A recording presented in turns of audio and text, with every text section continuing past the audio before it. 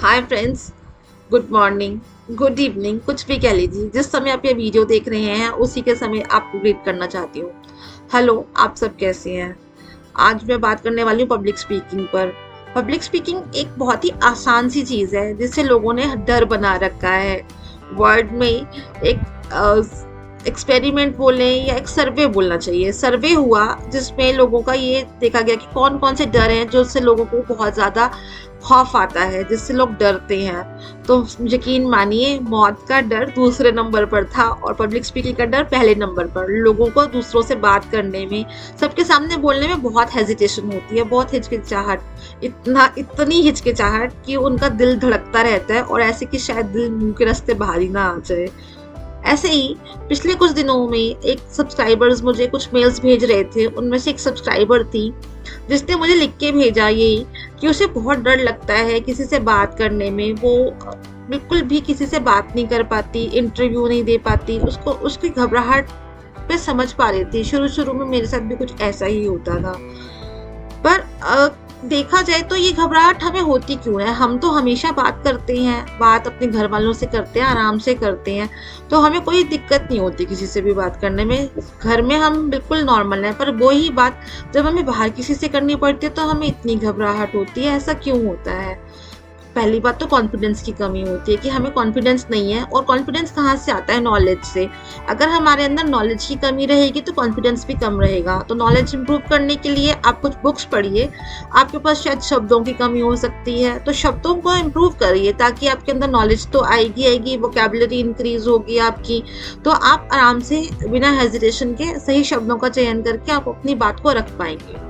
दूसरी बात, ऐसा हो सकता है कि आप जब बोलते हैं तो आपके दिमाग में बात है पर आपकी जुबान पर वो बात आ नहीं पाती, तो उनको फिल करने के लिए आप बीच बीच में ऐसे ऐसे शब्दों का इस्तेमाल करते हो। इसको एयर फिलिंग कहते हैं। तो एयर फिलिंग नहीं करनी है हमें अपने जो दिमाग में सोच जो चल रही है उसको अपने जुबान के साथ सिंक्रोनाइज करने के लिए एक एक्टिविटी करनी होती है जिसे कहते हैं राइटिंग एक्टिविटी।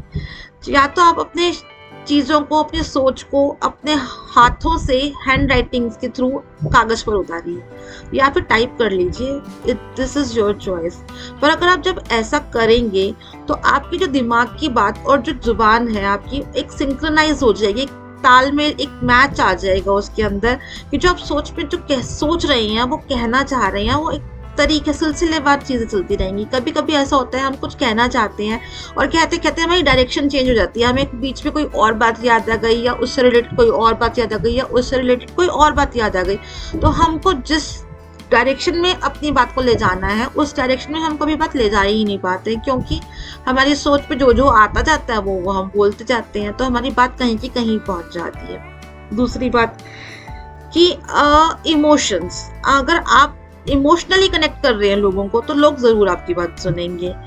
पर हो सकता है कि आप घबरा रहे हैं लोगों से बात करने में, तो इमोशंस कहाँ से डालेंगे? तो इसके लिए आप एक एक्टिविटी और कीजिए कि अपनी ही बात को रिकॉर्ड कीजिए और उसे सुनिए। तुरंत मत सुनिए, उसको 2-4 दिन बाद या 1 हफ्ते बाद सुनिए। आप ऐसे जज कीजिए कि कोई और बोल रहा है और आपको उसकी बात को देखना है कि इसमें क्या क्या इम्प्रूवमेंट की गुंजाइश है। जैसे कि आपको कहीं लगा कि इमोशंस की कमी है, कहीं सही शब्द का इस्तेमाल कर सकते थे, उसकी कमी है, या फिर कुछ भी लगे आपको ठीक करने के लिए, तो कुछ छोटी छोटी एक्टिविटीज, मैंने आपको 2 एक्टिविटीज दे दी। इसके अलावा ये देखिए कि आपको ये समझिए कि कहीं भी 2 लोग आपको मिले तो वही आपकी स्टेज है। पार्टिसिपेट कीजिए, उनसे बात करने में भागिए मत। जब तक आप पार्टिसिपेट नहीं करेंगे हेजिटेशन दूर नहीं होगा। इसलिए आपको बोलना तो पड़ेगा। तो पहला बुक पढ़िए, दूसरा अपनी चीज़ों को लिखिए, तीसरा आप अपनी चीज़ों को रिकॉर्ड करिए और चौथा पार्टिसिपेट करिए।